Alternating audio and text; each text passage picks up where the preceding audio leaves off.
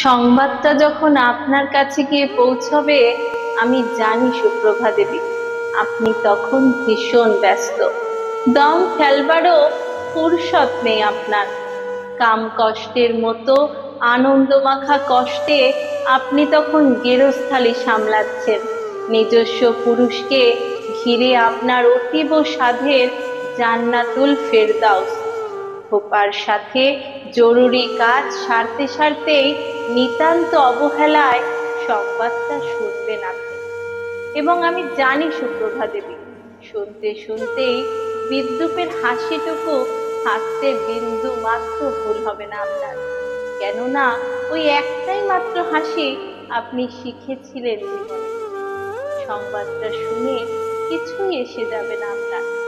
রান্নার আয়োজনে ব্যস্ত হয়ে উঠবেন আপনি। ঝোল ঝোল মাংসে গোল করে কাটা আলু ভীষণ পছন্দ আপনার নিজস্ব পুরুষের। আমি জানি সুপ্রভা দেবী, সেদিন কোথাও এতটুকু ভুল হবে না আপনার। আলু কাটতে গিয়ে হাত কাঁপবে না, প্রেসার কুকারের সিটি গুনতেও ভুল হবে না। পরিমিত হবে মাংসের ঝোলে নুনের পরিমাণ। বরং অন্যান্য দিনের তুলনায় সুপ্রভা দেবী সেদিন আরো বেশি সুস্বাদু হবে আপনার হাতের অষ্টব্যঞ্জন। এবং কখন যেন এক সময় সংবাদটা বেমালুম ভুলে যাবেন আপনি। আপনার সেদিন অনেকক্ষণ সময় কাটবে রান্নাঘরে। উষ্ণ জলে সেদিন গোলাপের পাপড়ি ছড়াবেন আনমনে। শরীরের প্রতিটি অঞ্চল সুগন্ধি সাবান ফেনায় ঘষে মেজে নিজেকে আপনি করে তুলবেন পুত পবিত্র। অতঃপর শরীরের গড়ানো জল ঝরতে গিয়ে যখন আয়নায় দেখবেন নিরাভরণ শরীরখানি নিজে, ঠিক তখনই সুপ্রভা দেবী, ঠিক তখনই প্রথম আপনার মনে পড়বে সংবাদটা। মনে পড়ে যাবে কেউ একজন রূপোর কলসে ভরে রাখা চোখের জলে আপনাকে স্নান করিয়ে দিত, আর স্নান শেষে নরম গামছায় আপনার মুখময় শরীর মুছে দিত সে।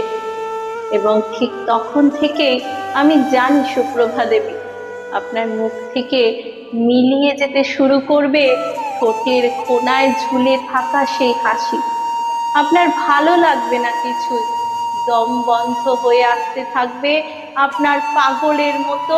আপনি ছুটে বেড়াবেন এ ঘর থেকে সে ঘর, মুহুর্মুহু গর্জনে উত্তাল ঢেউয়ের ফানায়। আপনার কানে আপনার মগজে পিন আটকে যাওয়া রেকর্ডের মতো বেজে চলবে সেই সংবাদ। আপনি লন্ডভন্ড করে ফেলবেন আপনার পরিপাটি দেহ। বিছানা বালিশ দেওয়ালে ঝুলে থাকা যুগল ছবি, আপনার জান্নাত আপনারই হাতে গড়া দূরত্বের প্রাচীর।